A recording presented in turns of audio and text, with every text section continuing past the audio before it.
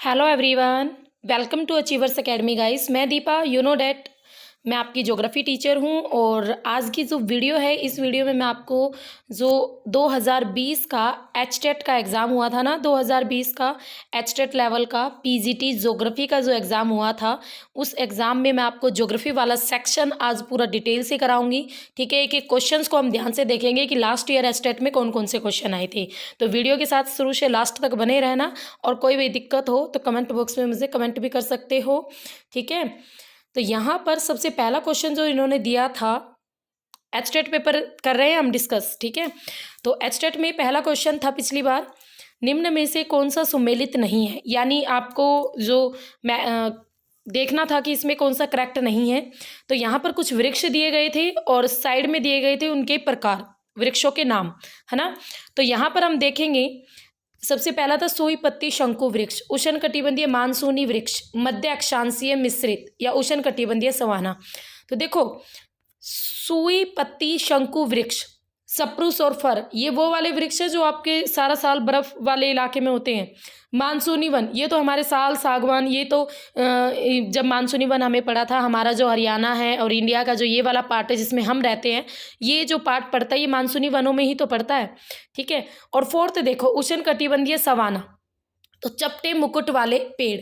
यहाँ पर अगर हम बात करें ना, मध्य अक्षांशीय मिश्रित यानी रोजवुड, आयरनवुड, ये जो आपके वन है ना, रोजवुड और आयरनवुड, ये भाई आपके सदाबहार वनों की श्रेणी में आते हैं। और सदाबहार वन आपके ज़्यादातर जहाँ सारा साल वर्षा होती है, ठीक है, उन एरिया में देखने को मिलते हैं, और उच्च तापमान होता है और ये बात सारी चीज़ें होती है। तो यहाँ पर देखो इन्होंने क्या दिया, मध्य अक्षांशीय, और सारा साल वर्षा हमारी कहाँ होती है, भूमध्य रेखा के आसपास। तो ये मध्य अक्षांशीय दिए, इसी वजह से ये रॉन्ग था।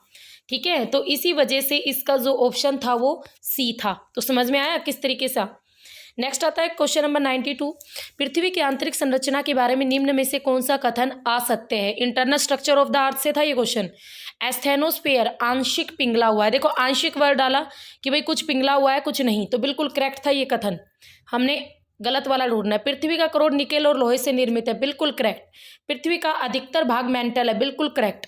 ज़्यादातर पार्ट हमारा मेंटल लेयर नहीं कवर किया, नियर अबाउट 86%। पृथ्वी का भूपृष्ठ अधिकांशतः मैग्नीशियम से निर्मित है, अधिकांश, अधिकांश वर्ड डाला इन्होंने, और अधिकांश यानी ज़्यादा। ठीक है, तो पृथ्वी का भूपृष्ठ यानी जो हमारी क्रस्ट लेयर है वो मोस्टली मैग्नीशियम से बनी हुई है, मोस्टली नहीं बनी हुई है। ठीक है, उसमें आपकी सियाल और एल्यूमिनियम भी आती है, मैग्नीशियम भी आती है, पर सिलिका प्लस मैग्नीशियम आती है। ठीक है, तो ये नहीं है कि मोस्टली, तो ये कथन आपका रॉन्ग था। तो यहाँ पर इसका आंसर होगा 3। नेक्स्ट आता है, एल्यूशिन और मेरियाना खाइयों का निर्माण हुआ है, किस वजह से हुआ है गाइस। एल्यूशिन और मेरियाना खाइयों का निर्माण अपसारी प्लेट किनारों के सहारे, अभिसारी प्लेट किनारों के सहारे, ट्रांसफॉर्म प्लेट किनारों के सहारे या संरक्षित प्लेट किनारों के सहारे। पहले तो थोड़ा ये समझ लो, जो डाइवर्जेंट होती है ना प्लेटें, डाइवर्जेंट जो प्लेटें होती हैं वो एक दूसरे से जब दूर भागती है तो उसे बोलते हैं डाइवर्जेंट प्लेट किनारा। ठीक है, अपसारी प्लेट किनारा। और कन्वर्जेंट बोलते हैं गाइस जब दो प्लेटें एक दूसरे के नज़दीक आती हैं, तो इस तरीके के जो किनारे बने होते हैं उसे बोलते हैं कन्वर्जेंट प्लेट बाउंड्री। तो जो एल्यूशिन या मेरियाना जो गर्त है पैसिफिक ओशन में, प्रशांत महासागर में है, तो ये आपकी अभिसारी प्लेटों के किनारों की बातें की जाए तो उनकी है। ठीक है, तो अभिसारी प्लेटों के किनारों की वजह से ही एल्यूशिन जो आइलैंड है और मेरियाना ट्रेंच, संसार की सबसे गहरी खाई, इनका निर्माण हुआ है। नेक्स्ट आता है क्वेश्चन नंबर 94, चंद्रमा की किस प्रावस्था में लघु ज्वार आता है। गाइस देखो, ये ज्वार वाला क्वेश्चन है तो अब हर एग्जाम में पूछता है एग्जामिनर, वृहत ज्वार कब आता है, लघु ज्वार कब आता है। तो टाइड से क्वेश्चन बनता ही बनता है, तो इसको बिल्कुल अच्छे तरीके से करके जाना टाइड को। प्रथम और तृतीय चतुर्थांश पर, अर्धचंद्राकार पर, गिब्बस उभरा हुआ और अमावस्या व पूर्णिमा पर। तो गाइस प्रथम और तृतीय चतुर्थांश पर, ठीक है, लघु ज्वार आता है। प्रथम और तृतीय चतुर्थांश पर, ये आपका सीटेट में भी क्वेश्चन आया था, और सीटेट से देख लो कहाँ पर क्वेश्चन पूछा गया। जिस साल मैंने सीटेट दिया था उस साल सीटेट का भी था ये क्वेश्चन। तो इंपॉर्टेंट क्वेश्चन है, एक तो वृहत ज्वार, एक लघु ज्वार। मैंने अपने पेड कोर्स में दोनों ही करवा रखा, पूरा ज्वार टॉपिक पूरा, और मैंने चैनल पर भी अपने study with Deepa Saini channel पर भी मैंने ज्वार टॉपिक को पूरा डिटेल से पढ़ाया है। पूरा विद डायग्राम आपको समझाया है, क्योंकि सीटेट में तो उन्होंने क्या किया था, डायग्राम डाल के पूछा था ये कौन सा ज्वार है, इस तरीके से। तो मैंने अपने चैनल पर इस चीज़ को अच्छी तरीके से समझाया है। तो गाइस मेरे चैनल का नाम स्टडी विद दीपा सैनी, ठीक है। अगर मेरे चैनल के साथ जुड़ना चाहते हो, टॉपिक्स करना चाहते हो, तो आपको मेरा चैनल सब्सक्राइब करना पड़ेगा। स्टडी विद दीपा सैनी के नाम से मेरा चैनल है, यूट्यूब चैनल। नेक्स्ट आता है निम्न में से काष्ठ सतलाकृति हम्स को मिलान कर सकते हैं। देखो काष्ठ सतलाकृति कौन सी होती है, जो भूमिगत जल, ठीक है, हमारी पृथ्वी के अंदर जो अंडरग्राउंड वाटर है उनके द्वारा बने हुए फीचर्स को काष्ठ सतलाकृति कहते हैं। ये जियोमॉर्फोलॉजी से क्वेश्चन है। किससे? जियोमॉर्फोलॉजी। जियोमॉर्फोलॉजी में नदियाँ से बनी सतलाकृतियाँ, हिमनदी से बनी सतलाकृतियाँ, वायु द्वारा निर्मित सतलाकृतियाँ, समुद्री तरंगों द्वारा निर्मित सतलाकृतियाँ और आपके ग्राउंड वाटर द्वारा निर्मित फीचर्स, ये सारे फीचर्स आते हैं। और यहाँ से हर बार स्टेट पीजीटी में 1 या 2 क्वेश्चंस हमेशा देखे जाते हैं इन 5-6 टॉपिक से, ठीक है। तो ये मैंने पेड कोर्स में पूरा डिटेल से पढ़ा रखा है। तो गाइस हम्स को हम मिलान करते हैं किससे? इंसेलबर्ग से। इंसेलबर्ग वायु द्वारा निर्मित सतलाकृति है, इंसेलबर्ग, ठीक है। जो पवने हैं, हवाएं हैं, तो उनके द्वारा निर्मित सतलाकृति है इंसेलबर्ग।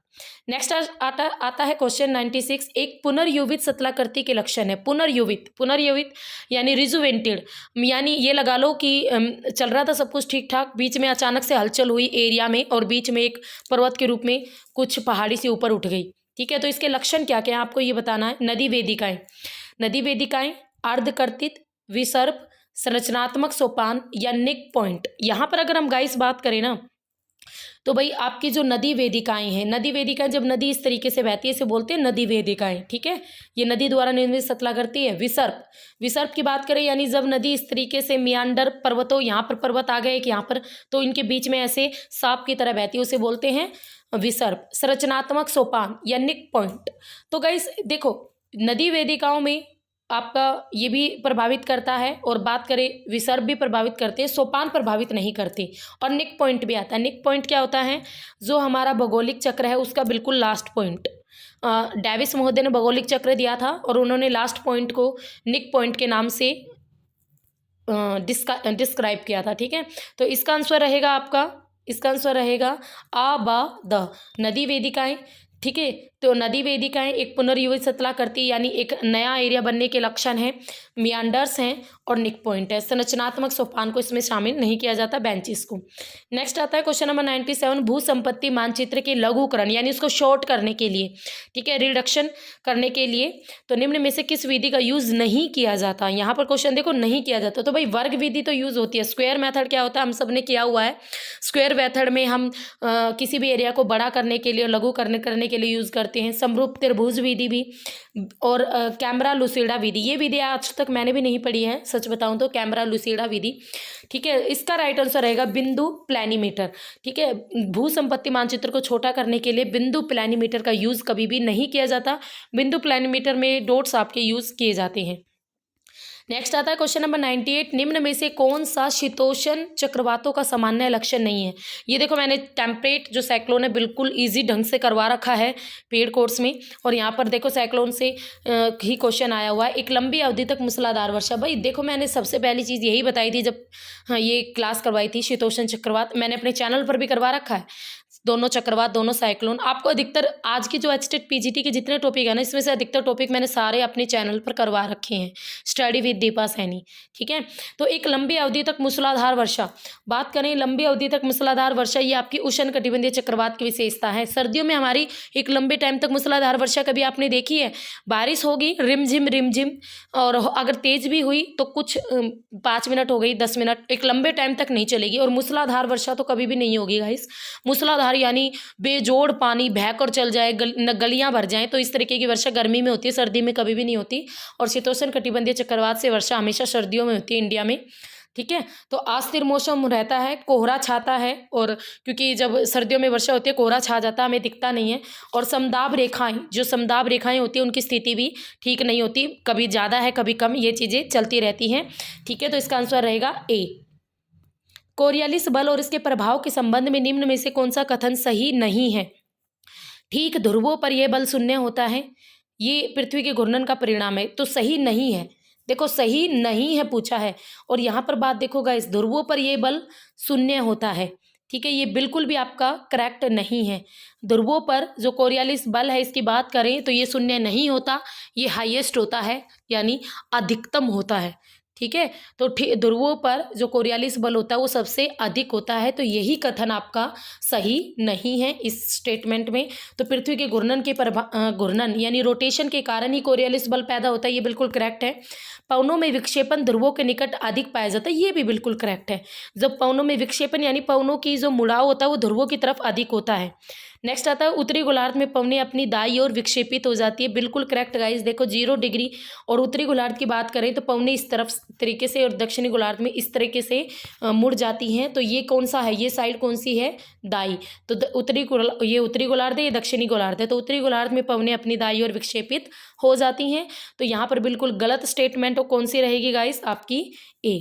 ठीक है, समझ में आ गया। नेक्स्ट आता है क्वेश्चन नंबर 100। सूची 1 और 2 को मिलान करें और नीचे दिए गए कूट का प्रयोग करके सही उत्तर का चयन किए। तो यहाँ पर हमें इनको मैच करना है। तो ये देखो, ये एग्जाम में ना बार बार रिपीट होते हैं। सबसे पहले बात करें ना हम, तो सबसे पहले देखें दिगंशीय, ऑर्थोमॉर्फिक, होमोलोग्राफिक और मर्केटर। यहाँ पर हम बात करें तो ध्यान से देखो इस चीज़ को। सबसे पहले दिगंशीय देखो, नाम से ही पता चल रहा है, दिगंशीय प्रक्षेप जो होता है वो शुद्ध दिशा दिखाता है। देखो दी। ठीक है, तो दिगंशीय जो प्रक्षेप होता है वो क्या दिखाता है, हमें बिल्कुल शुद्ध दिशा, डायरेक्शन दिखाता है। मोर्फिक, अब यहाँ पर एक वर्ड देखो, मोर्फिक, और मोर्फिक का हिंदी वर्जन क्या होता है, आकृति। तो इस तरीके से आप क्वेश्चंस को सोल्व भी कर सकते हो। ऑर्थोमॉर्फिक, आकृति, तो शुद्ध आकृति को दिखाता है कौन, ऑर्थोमॉर्फिक। क्लियर है। होमोलोग्राफिक की बात करें तो ये हमें शुद्ध क्षेत्रफल दिखाता है, बिल्कुल होमोलोग्राफिक शुद्ध एरिया। और मर्केटर एक दिश नौपथ। ठीक है, मर्केटर का ये क्वेश्चन बार बार आता है कि किस प्रोजेक्शन में आपको एक दिश नौपथ रेखा का यूज़ किया जाता है, तो वो रहेगा आंसर मर्केटर। अब एक चीज़ बताऊं गाइस, ये सारे के सारे प्रोजेक्शन मैंने पेड कोर्स में करवा रखे हैं बिल्कुल डिटेल से। जिस बच्चे ने पेड कोर्स ले रखा होगा ना, वो इस क्वेश्चन को चुटकियों में सोल्व कर देगा। नेक्स्ट आएगा क्वेश्चन नंबर 101। कोपेन के जलवायु वर्गीकरण के अनुसार निम्न में से कौन सा सम्मिलित नहीं है। अब कोपेन का जलवायु वर्गीकरण डिटेल में स्टडी किया हुआ है। देखो CFB, पश्चिमी तटीय समुद्री, बिल्कुल राइट, क्योंकि F हमेशा वर्षा को दिखाता है और पश्चिमी तटीय भागों में समुद्री यहाँ पे वर्षा होती रहती है। CSA, भूमध्य सागरीय जलवायु, CSB भूमध्य सागरीय को प्रेजेंट करती है, और CSA भी।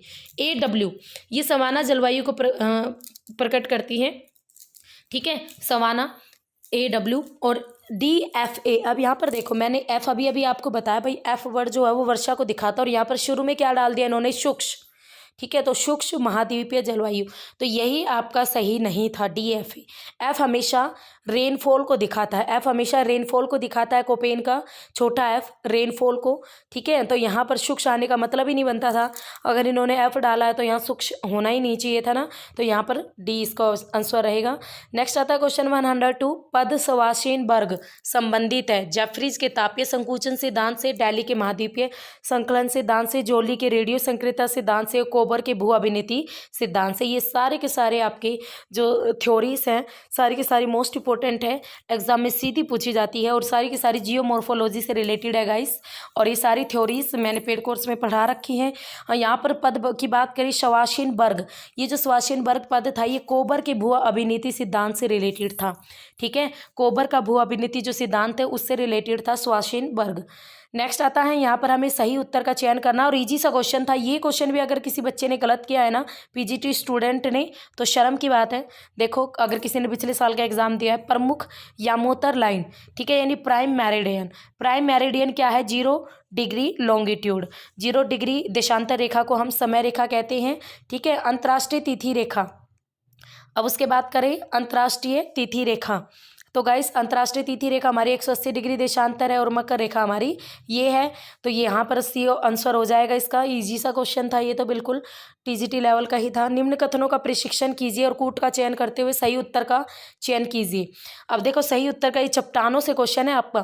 फैल्सिक चट्टानों का रंग हल्का होता है, जो आपकी फेल्सिक चट्टानें होती है गाइस, उनका रंग हल्का होता है और मैफिक चट्टानों का रंग गहरा होता है। ये दोनों चट्टानें होती है, ये खनिज शुरू करने से पहले इनको डिटेल में पढ़ना पड़ता है। नेक्स्ट आता है, एक बैथोलिथ का तल दृश्यमान होता है। बिल्कुल गलत, बैथोलिथ ये शेप होती है और अगर हमें इसका ऊपरी भाग ही दिखता, कभी भी इसका बेस वाला पार्ट हमें दिखता नहीं है, तल वाला पार्ट दृश्यमान नहीं होता, तो ये बिल्कुल गलत स्टेटमेंट है। ग्रेनाइट और रायोनाइट ये मैफिक चट्टानें नहीं, ये फेल्सिक चट्टानें हैं। ठीक है, तो ग्रेनाइट और रायोलाइट ये मैफिक चट्टानें नहीं है, तो यहाँ पर केवल ए सही है और ये दोनों स्टेटमेंट गलत है। नेक्स्ट आता है क्वेश्चन 105, बहुशंकु प्रक्षेप का आविष्कार किसने किया? तो फर्डिनेंड हैसलर ने, रिगबर्ट बोन ने। अब भाई बोन का तो बात करें, बोन ने भी एक प्रोजेक्शन का निर्माण किया था। ठीक है, तो बहुशंकु का नहीं था बोन का प्रोजेक्शन। ठीक है, तो बच्चन निकोलसी, तो यहाँ पर राइट आंसर रहेगा फर्डिनेंड हैसलर ने। तो फर्डिनेंड मेरे को ये याद था, फर्डिनेंड हैसलर याद नहीं था, इन्होंने पूरा नाम डाला। बाकी फर्डिनेंड आपको बुक में मिलेगा लिखा हुआ। तो पॉलीकोनिक जो प्रोजेक्शन है उसको फर्डिनेंड ने बनाया था। नेक्स्ट आता है क्वेश्चन 106 और ये आपका जो क्वेश्चन है वो गाइस आपके करंट से हैं, धारा से हैं। अभी तक जितने भी क्वेश्चन मैंने करवाए ना, सारे पेड कोर्स से कवर अप हो रहे हैं। आगे देखते हैं, अगुलहस धारा, अगुलहास धारा, बेगुला धारा, लैब्राडोर धारा, कनारी धारा। अगुलहास धारा दक्षिणी हिंद महासागर, बेगुएला धारा और भाई लैब्राडोर की धारा और कनारी धारा। आपको ये सारी धाराएं पता होनी चाहिए कौन सी धारा किससे है। सबसे पहले बात करें, देखो लैब्राडोर की तो ठंडी धारा जो कि आपके किसके पास से आती है, लैब्राडोर की जो ठंडी धारा है वो आती है आपके ग्रीनलैंड और कनाडा के बीच में से, है ना। तो सै का दक्षिणी हिंद महासागर, अफ्रीकी तट, अटलांटिक और उत्तरी अटलांटिक महासागर। तो इसका आंसर क्या बनेगा, उत्तरी अटलांटिक महासागर। अब देखो, अगर मुझे सिर्फ लैब्राडोर धारा का आता है तो यहाँ पर सी का 4 सिर्फ एक में ही है, तो यही हमारा राइट आंसर हो जाएगा, है ना। तो अगुलहास धारा जो होगी वो किस में बहती है गाइस आपकी, वो बहती है दक्षिणी हिंद महासागर में। बेगुएला धारा बहती है आपकी दक्षिणी अटलांटिक महासागर में और कनारी धारा बहती है उत्तरी पश्चिमी अफ्रीकी के तट पर। तो ये सारी धाराएं आपके अलग अलग एरियाज में बहती हैं। नेक्स्ट आता है, निम्न में से कौन सा मेलानेशिया द्वीप समूह में स्थित है? अब ये क्वेश्चन देखो, ये क्वेश्चन मैंने अपने ये मेरे पेड कोर्स से नहीं है गाइस, मैं सीधा बोल रही हूँ, बट ये क्वेश्चन मैंने अपने यूट्यूब चैनल पर करवाया हुआ है। मेलानेशिया द्वीप समूह, ये ऑस्ट्रेलिया के पास जो आइलैंड्स है, मेलानेशिया, मैक्रोनेशिया, वो सारे आइलैंड्स का मिला जुला रूप है और ये मैंने बिल्कुल डिटेल से पढ़ाया हुआ है अपने यूट्यूब चैनल पर। ठीक है, सारे जो हमारे कॉन्टिनेंट है वो पूरे डिटेल से हमने किए हुए हैं। तो यहाँ पर बात करें तो सीधा आंसर आएगा न्यू गिनी द्वीप। न्यू गिनी द्वीप मेलानेशिया द्वीप समूह में ही शामिल किया जाता है। ये हवाई द्वीप, कुक द्वीप, मार्शल द्वीप, ये भी इसके नज़दीक के हैं, बट ये मैक्रोनेशिया में आ जाते हैं, पोलिनेशिया में आ जाते हैं, मेलानेशिया में न्यू गिनी द्वीप आता है। तो कुछ अलग प्रकार से लगभग 3 या 4 द्वीप समूह आते हैं। ठीक है, तो इसको ध्यान रखना। नेक्स्ट आता है क्वेश्चन नंबर 108 और ये है आपका प्रैक्टिकल से क्वेश्चन। यहाँ पर देखो 3 इंच इज इक्वल टू 1 मील। तो सबसे पहले आपको पता होना चाहिए एक मील में कितने इंच होते हैं। तो गाइस एक मील में होते हैं 63,360 इंच। कितने? 63,360 इंच। अब इन्होंने कहा 3 इंच इज इक्वल टू 1 मील, तो हम क्या कर देंगे, हमें एक मील में इंच तो पता है, अब हमें 3 इंच इज इक्वल टू 1 मील, तो हम इसको 3 से डिवाइड कर देंगे। तो 3 2 जा 6, 3 1 जा 3, 3 1 जा 3, 3 2 जा 6 और 0 यानी 21 120। तो राइट आंसर रहेगा ऑप्शन नंबर सी 1:21 120। इसके लिए आपको पता होना चाहिए 1 सेंटीमीटर में कितने किलोमीटर। ठीक है, ये सारी आपको चीज़ें यूनिट्स याद करके जाओगे आप एग्जाम देने से पहले, क्योंकि यहाँ से 1 या 2 क्वेश्चन हमेशा निकलते ही निकलते हैं। RF निकालो, RF से 1-2 क्वेश्चन आते हैं और इसकी वीडियो कि RF कैसे निकालते हैं अलग अलग तरीके से, सब कुछ मैंने अपने यूट्यूब चैनल पर करवाया हुआ है, स्टडी विद दीपा सैनी पर भी, और भाई पेड कोर्स में तो अवेलेबल है ही सब कुछ। नेक्स्ट आता क्वेश्चन नंबर 109, ओटो शिमेड की अंतर तारक धूल परिकल्पना किस वैज्ञानिक के पूर्ववर्ती विचारों पर आधारित है? तो कांट, जीन्स और जेफरीस, होयट और लीटी लटन। कांट और लाप्लास, कांट महोदय की थी, ठीक है, और लाप्लास की निहारिका परिकल्पना थी। तो ओटो शिमेड की जो धूल परिकल्पना थी वो इन्हीं के विचारों पर आधारित थी। तो इन्हीं को अपना बेस मानकर ओटो शिमेड ने अपना आगे का काम किया था। नेक्स्ट आता क्वेश्चन नंबर 110, सर्वाधिक विस्तृत महासागरीय पंख निक्षेप कौन से हैं? तो गाइस सर्वाधिक विस्तृत महासागरीय पंख निक्षेप की बात करें, यानी हमारे महासागर में सबसे अधिक पंख कौन से जो सर्वाधिक एरिया पर फैले हुए हैं, गोलोबिजे रेना। बाकी ये भी हैं बट ये कम है, सबसे ज़्यादा गोलोबिजे रेना पर है। ये आपका क्वेश्चन बनता है ओशियनोलॉजी से, समुद्र विज्ञान से है गाइस ये क्वेश्चन, और मैंने करवाया हुआ है ये भी। ठीक है, तो देख लो पीजीटी स्टूडेंट जिन्होंने पेड कोर्स ले रखा है ना, वो अगर आपने अच्छी तरीके से हर एक वीडियो की है, और मैंने तो स्पेशल आपको बताया कि गाइस ज़्यादा ना कर सको ना तो मेरे पेड कोर्स में जियोमॉर्फोलॉजी पढ़ जाना और ओशियनोलॉजी पढ़ जाना। ठीक है, और उसके अलावा आप क्लाइमेटोलॉजी पढ़ जाना, क्योंकि ये कोपेन वगैरह के क्वेश्चन सारे क्लाइमेटोलॉजी से आते हैं।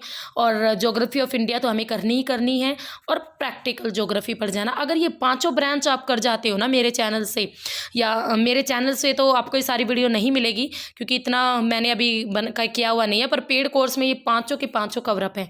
ठीक है, पाँचों की पाँचों जो हैं, पाँचों की पाँचों कवरअप हैं, और आप अगर इन पाँचों ही अगर हम बात करें पार्ट्स को पढ़ जाते हो ज्योग्राफी के, तो आप पीजीटी क्रैक कर जाओगे गाइस। तो ये 5 हैं, पाँचों की पाँचों कर लेना।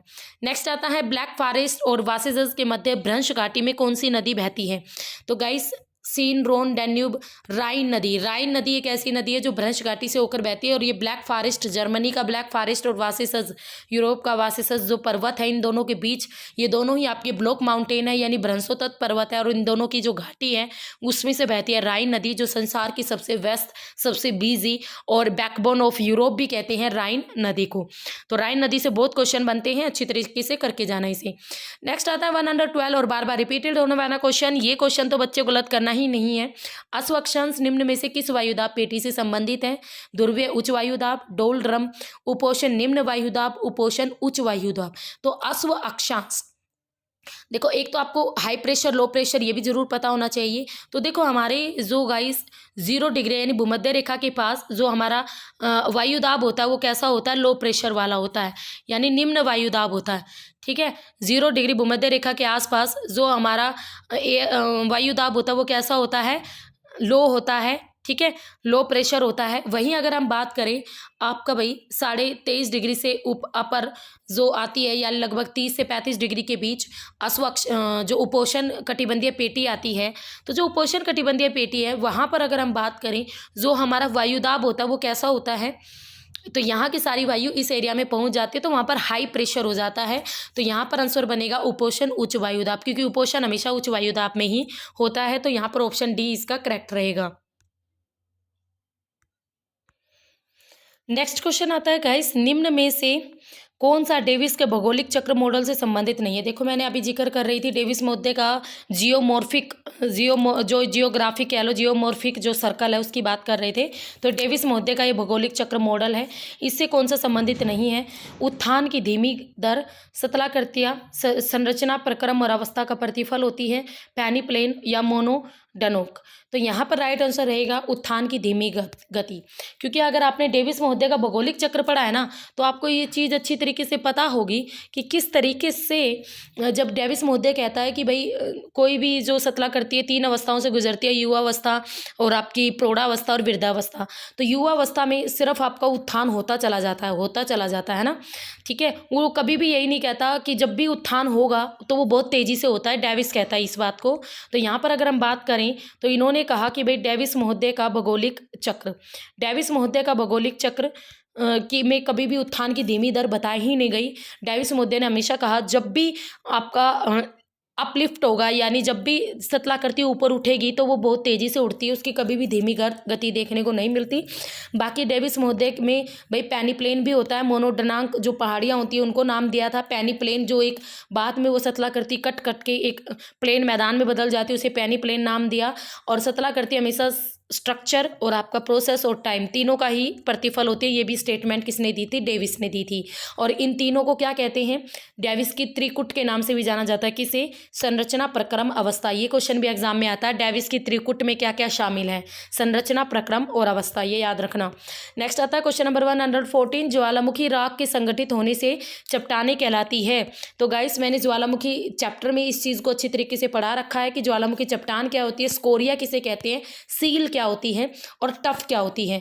जब ज्वालामुखी राख जो होती है, जब वो आपस में चिपक जाती है, तो इस प्रकार की जो रचना होती है उसे कहते हैं टफ। तो यहाँ पर राइट आंसर रहेगा ऑप्शन नंबर सी। ये मैंने अपने यूट्यूब चैनल पर लाइव भी बच्चों को पढ़ाया था और ये क्वेश्चन आपका वहाँ से कवर अप हो रहा है। नेक्स्ट आता है क्वेश्चन नंबर 115। निम्नलिखित कथनों का परीक्षण कीजिए और कूट का यूज करते हुए सही उत्तर का हमें चयन करना है। तो गाइस ये क्वेश्चन हमारा पड़ता है प्रवाल भित्तियों से। ठीक है, प्रवाल भित्ति जो कि आपका ओशनोलॉजी से रिलेटेड है, ओशन में होती है ना, समुद्र में। तो एटोल, एटोल एक प्रवाल भित्ति होती है गाइस। एटोल हमेशा प्रवाल भित्ति के वलयाकार द्वीप होते हैं। बिल्कुल करेक्ट, बिल्कुल करेक्ट होते हैं। ठीक है, सही उत्तर का चयन करना हमें। चौरस सीकर स्वीप ज्वालामुखी के जलमग्न द्वीप गियो कहलाते हैं। गियो या गयोट, ये हिंदी में गलत लिखा हुआ है, इंग्लिश वाला करेक्ट है, गयोट कहते हैं। चौरस यानी देखो चौरस और ज्वालामुखी के जलमग्न द्वीप, जलमग्न यानी जो पानी में डूब गए हैं, इस तरीके के जो द्वीप होते हैं, या मैंने ऐसे पढ़ाया था भाई, समुद्र के अंदर जो ऊपर से समतल जो आपके पर्वत टाइप होते हैं या पतले पतले पर्वत होते हैं, तो उन्हें गयोट कहते हैं। तो ये वही है, तो ये भी बिल्कुल करेक्ट है, ये भी बिल्कुल करेक्ट है। तीसरा देखते हैं, महासागरों में मगन ढालों का औसत ढलान लगभग 10 डिग्री होता है। बिल्कुल गलत गाइस, ज़्यादा से ज़्यादा आपका 2 से 5 डिग्री के बीच में होता है, 2 से 5। तो ये स्टेटमेंट बिल्कुल गलत थी। तो आ और बै इसका आंसर होना था। क्या होना था इसका आंसर? आ और बै। ठीक है, आ और बा दोनों सही है, समझ गए। नेक्स्ट आता है क्वेश्चन नंबर 116 और ये क्वेश्चन बार बार क्वेश्चन में रिपीट होता है। सी ऑफ ट्रैंक्विलिटी यानी शांत सागर आपका चंद्रमा पर है। ठीक है, ये न्यूज़पेपर में भी आया था और कई क्वेश्चंस आपके करंट से भी आ जाते हैं, तो थोड़ा करंट को भी लेके चला करो। मैंने तो अपने कोर्स में पहले ही करंट से रिलेटेड चीज़ों को ऐड कर दिया है। तो इसका आंसर रहेगा चंद्रमा। नेक्स्ट आता है क्वेश्चन टेरा रोसा मिट्टी से। टेरा रोसा मिट्टी के संबंध में कौन सा कथन करेक्ट है, आपको ये देखना है। इसका रंग ललाई युक्त लाल होता है। टेरा रोसा देखो हमारी ऐतिहासिक मिट्टी से भी तो रिलेटेड है ना, टेरा रोसा मिट्टी। तो इसका अगर हम रंग की बात करें तो ललाई युक्त लाल होता है। तो गाइस बिल्कुल करेक्ट। ठीक है, यह सुप्रभावित अच्छे ढंग से सूखने वाली मिट्टी है। अगर इसकी हम बात करें, सूखने वाली मिट्टी है। और तीसरी बात करें, इसका पीएच भी तटस्थ रहता है, बिल्कुल सामान्य रहता है। तो तीनों ही कथन बिल्कुल करेक्ट है। ठीक है, तीनों ही कथन बिल्कुल करेक्ट है। तो यहाँ पर आंसर होगा अ, ब और सा। तीनों ही कथन बिल्कुल करेक्ट है। पीएच सामान्य रहता है, सारी चीजें। नेक्स्ट आता है क्वेश्चन नंबर 118। एलन बर्ग के पारिस्थितिक के पदानुक्रमिक वर्गीकरण के अनुसार जो वन पारितंत्र है यानी जो फॉरेस्ट इकोलॉजिकल सिस्टम है, वो किस में शामिल किया जाता है? एक मिनट रुक जाओ। तो ये किस में शामिल किया जाता है? महापारितंत्र में, महावृहद पारितंत्र में, मध्य पारितंत्र में, सूक्ष्म पारितंत्र में। तो गाइस ये शामिल किया जाता है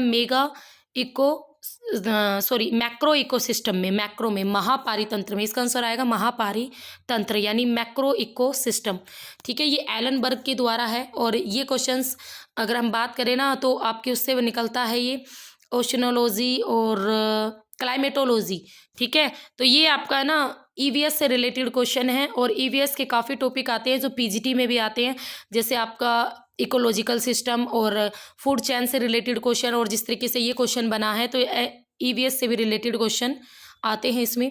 नेक्स्ट आता है 119। समुद्र जल में द्वितीय सर्वव्याप्त लवण है। देखो फर्स्ट तो हर बार पूछता है, अब की बार द्वितीय पूछा था इसने पिछली बार। तो सबसे ज़्यादा मात्रा में पाया जाता है सोडियम क्लोराइड, और दूसरे नंबर पर पाया जाता है मैग्नीशियम क्लोराइड। ठीक है, तो सबसे ज़्यादा नंबर 1 पर सोडियम क्लोराइड, नंबर 2 पर मैग्नीशियम क्लोराइड। तो इसका आंसर होगा ऑप्शन नंबर बी। नेक्स्ट आता है क्वेश्चन नंबर 120। सर्क उत्पत्ति का ब्रग-श्रूड सिद्धांत दिया गया था गारवुड के द्वारा, होब्स के द्वारा, जॉनसन के द्वारा, सटलाहर के द्वारा। तो गाइस जो ब्रग-श्रूड सिद्धांत है ये दिया था होब्स के द्वारा, होब्स महोदय ने दिया था। तो इसका राइट आंसर रहेगा ऑप्शन नंबर बी। ठीक है, नेक्स्ट आता है क्वेश्चन नंबर 121। बॉक्साइट, आयरन, आयशक, निकेल, सिस्सा और जस्ता, ये सारी चीज़ें हमें बतानी है। ठीक है, किस में और कौन सी। तो यहाँ पर अगर हम बात करें ना, तो थोड़ा कंफ्यूज लग रहा था मुझे भी ये, बट देखते हैं। तो बॉक्साइट की बात करें, क्योंकि ये सारे के सारे आपके ऑस्ट्रेलिया से ही रिलेटेड है और ऑस्ट्रेलिया में ही आपको सब कुछ बताना था। तो बॉक्साइट वीपा। ठीक है, बॉक्साइट का रहेगा वीपा, बॉक्साइट का रहेगा वीपा। ठीक है, आयरन की बात करें तो आयरन आपका गोल्ड्सवर्थी में, ऑस्ट्रेलिया में ही। और निकल की बात करें ना गाइस, निकल की, तो निकल आपका जो रहेगा ग्रीनवेल में। निकल रहेगा ग्रीन वेल में, सिस्सा और जस्ता ब्रोकन हिल में। तो देखो कई क्वेश्चन होते हैं और मैं तो हर बार ही मानती हूँ कि पीजीटी में 3 से 4 क्वेश्चन हर बार एचएसएससी ऐसे डालती है जो किसी बुक से हमें देखने को नहीं मिलते। तो ये क्वेश्चन भी मैंने फर्स्ट टाइम यहीं पर ही देखा है, ठीक है। तो वही होते हैं बहुत सारे, ज्ञान तो कितना ही पढ़ लो अधूरा रहता ही है। नेक्स्ट क्वेश्चन आता है गाइस, तुंगता बारंबारता वक्र दर्शाता है जनसंख्या वितरण, भिन्न मौसम में वर्षा का मिश्रण, समुद्री बेसिन का ऊंचावच, समुद्र तल से ऊपर की ऊंचाई वाले क्षेत्रों का प्रतिशत।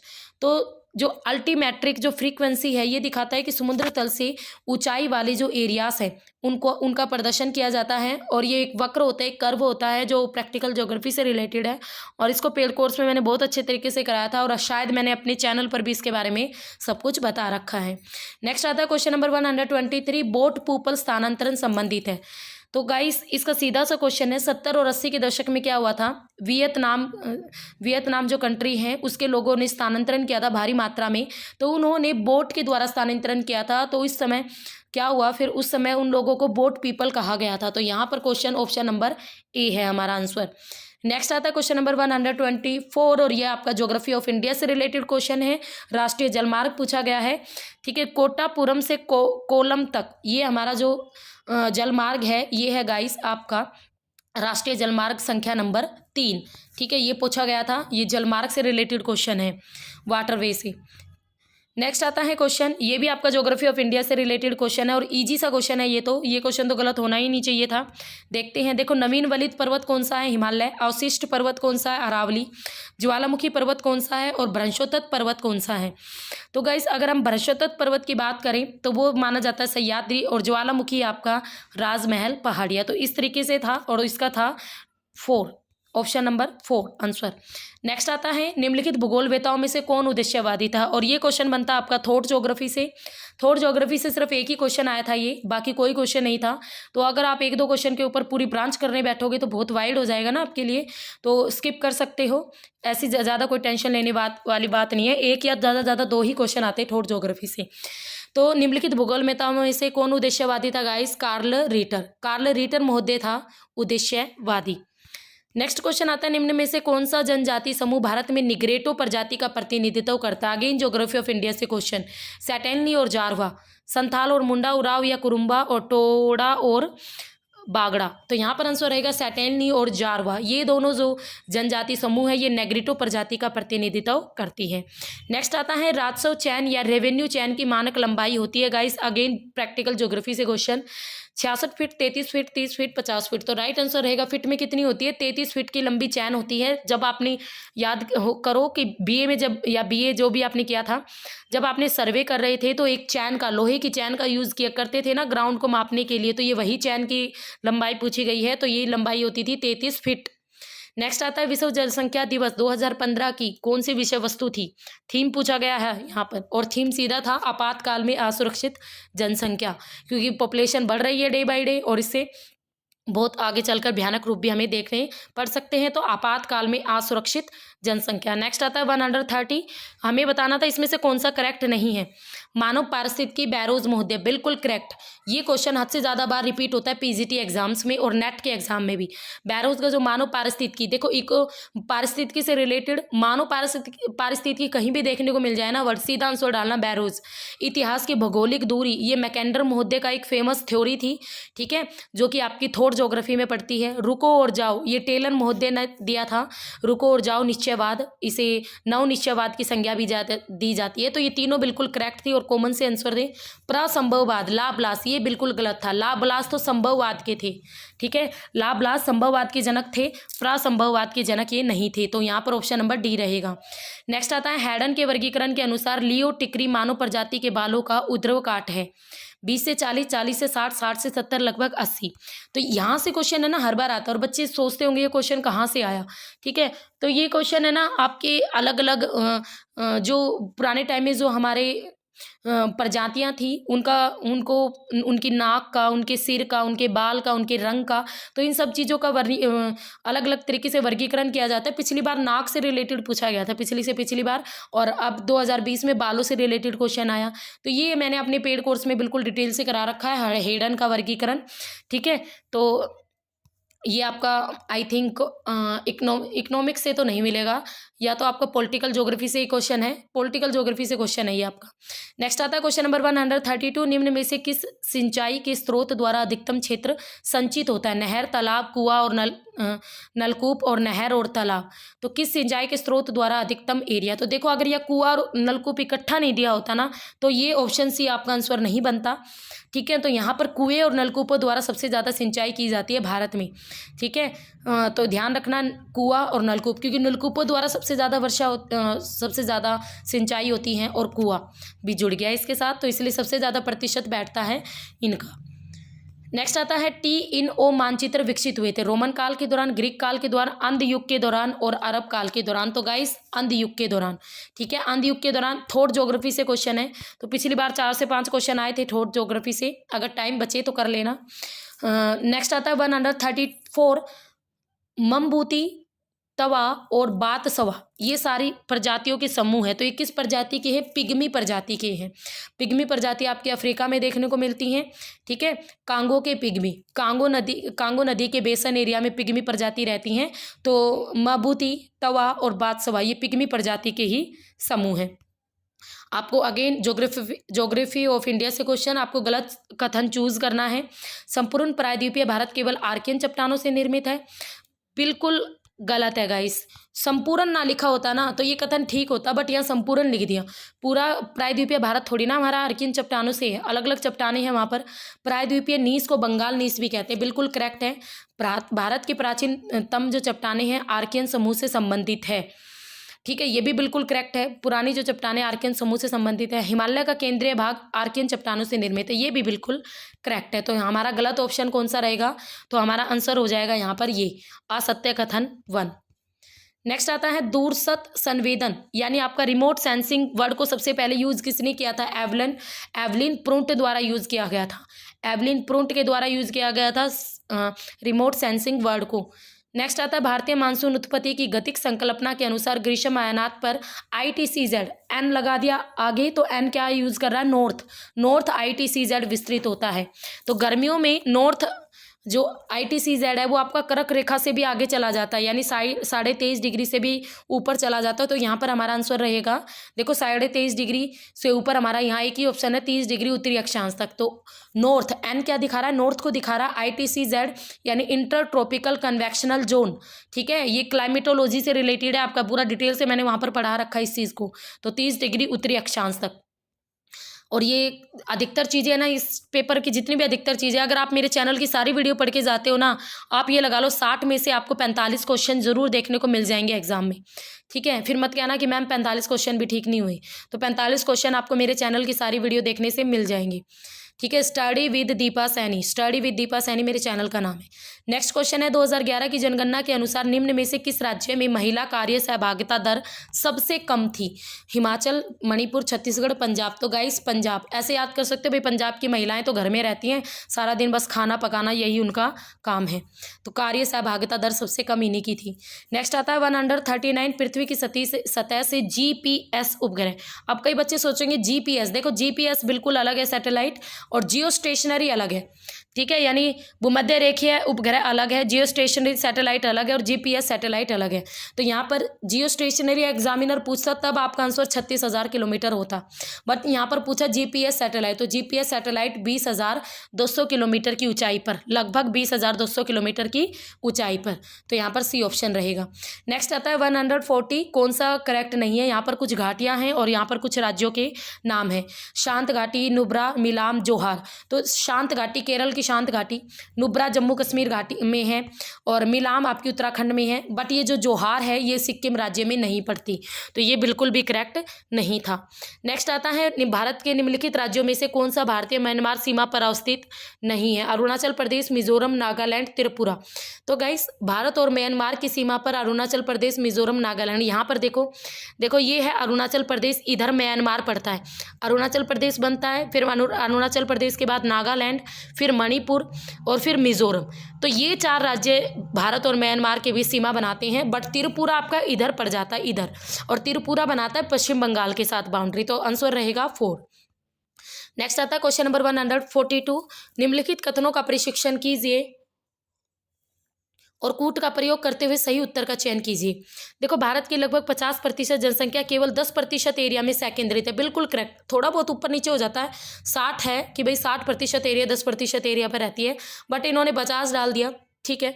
नेक्स्ट, भारत की नगरीय जनसंख्या कुल जनसंख्या का लगभग 30.20% है और 75% से अधिक जनसंख्या प्रथम श्रेणी के नगरों में केंद्रित है। तो गाइस, यहाँ पर अगर हम बात करें ना, भारत की जो नगरीय जनसंख्या है वो 30.20% नहीं है। नगरीय जनसंख्या आपकी 30 से ज़्यादा है। ठीक है, तो ये गलत है। और 75% से अधिक नगरीय जनसंख्या प्रथम श्रेणी के नगरों में, ये भी गलत है। प्रथम श्रेणी यानी आपके बहुत ही बड़े बड़े शहर। ठीक है, तो यहाँ पर केवल ऑप्शन नंबर आ करेक्ट है। आ आंसर रहेगा, आ। नेक्स्ट आता है, निम्न में से कौन सा स्वच्छंद उद्योग नहीं है? स्वच्छंद यानी जो किसी पर डिपेंड ना हो, ऐसा उद्योग। हीरा कटाई किसी पर डिपेंड नहीं है। हाईटेक और ये जो टेक्निकल होते हैं ये किसी पर डिपेंड नहीं होते, बट जो एल्यूमिनियम यानी जो खनिज होते हैं वो एक दूसरे पर डिपेंड होते हैं। उनमें से काफ़ी अशुद्धियाँ होती हैं, उनको दूर करने के लिए उनमें काफ़ी खनिजों को मिलाया जाता है और उनसे निकाला भी जाता है। तो यहाँ पर एल्यूमिनियम आपका स्वच्छंद उद्योग नहीं है। ठीक है। नेक्स्ट आता है, कौन सा सुमेलित नहीं है? ये आपकी थ्योरीज हैं जो कि मैंने सारी करवा रखी हैं। साख इंद्रिय जोन मॉडल, ये आपकी पॉपुलेशन ज्योग्राफी से रिलेटेड क्वेश्चन है। साख इंद्रिय जोन मॉडल बर्गेस का, बहुनाभिक मॉडल हैरिस और उलमेन का, खंड मॉडल कोल्बी का, कोटी आकार नियम जिफ का। तो यहाँ पर हमें बताना है कि भाई कौन सा कथन इसमें से करेक्ट नहीं है। तो बर्गेस ने साकेंद्रीय जोन मॉडल दिया था, भूनाभिक मॉडल आपका उलमेन और हैरिस ने दिया था, खंड मॉडल आपका कोल्बी महोदय ने नहीं दिया। खंड मॉडल आपका कोल्बी महोदय ने नहीं दिया, कोई और था और बहुत फेमस पर्सनैलिटी थी। कोटी आकार नियम जिफ महोदय का था, बिल्कुल करेक्ट। तो ये रहेगा ऑप्शन नंबर सी। नेक्स्ट आता है, कील नहर किसे और किसे जोड़ती है? बार बार एग्जामिनर में ये एग्जाम में क्वेश्चन देखने को मिलता है। तो यूरोप के अंदर उत्तरी सागर और बाल्टिक सागर को जोड़ती है कील नहर। लगभग 103 किलोमीटर लंबी है कील नहर।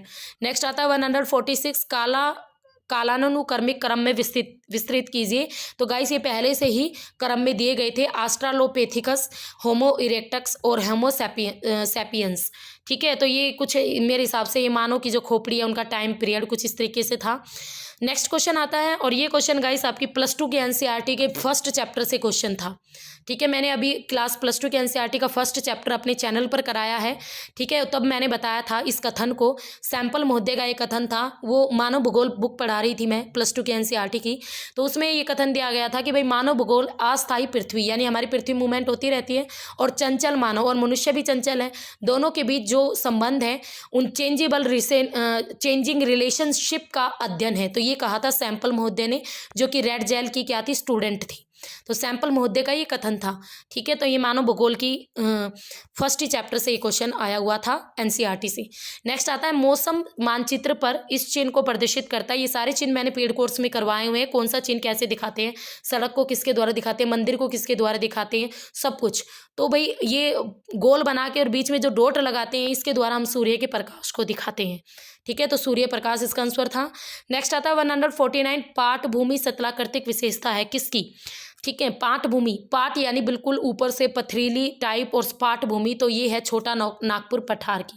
बांगर की नहीं रहेगी, भाबर की नहीं रहेगी, दक्कन ट्रैप की भी नहीं रहेगी, क्योंकि दक्कन ट्रैप ऊंचा नीचा टेढ़ा मेढ़ा, छोटा नागपुर पठार पाट भूमि का सबसे बेस्ट एग्जाम्पल है।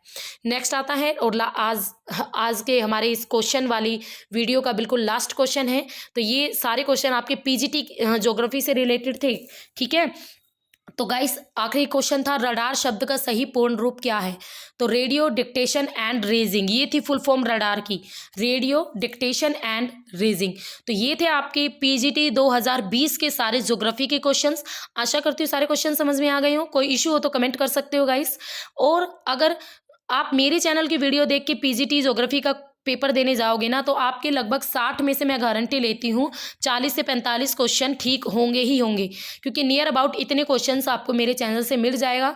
और अगर 45 नंबर आप ले लेते हो तो आपका आराम से पीजीटी ज्योग्राफी का भी पेपर है जो क्रैक हो जाएगा।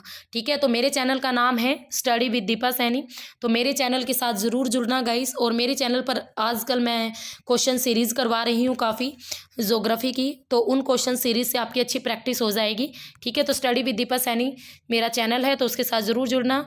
और न्यू आओगे तो सब्सक्राइब ज़रूर कर लेना और साथ साथ बेल आइकन भी ज़रूर करना। तो फिर मिलेंगे, क्योंकि इसके अलावा मैं और भी बहुत सारे क्वेश्चंस करवाऊंगी आपको। नेट लेवल के, नेट के पेपर भी है मेरे पास, तो उन सब के भी क्वेश्चंस हम डिस्कस करेंगे, बट मैं सारे इसी चैनल पर नहीं करवा पाऊंगी।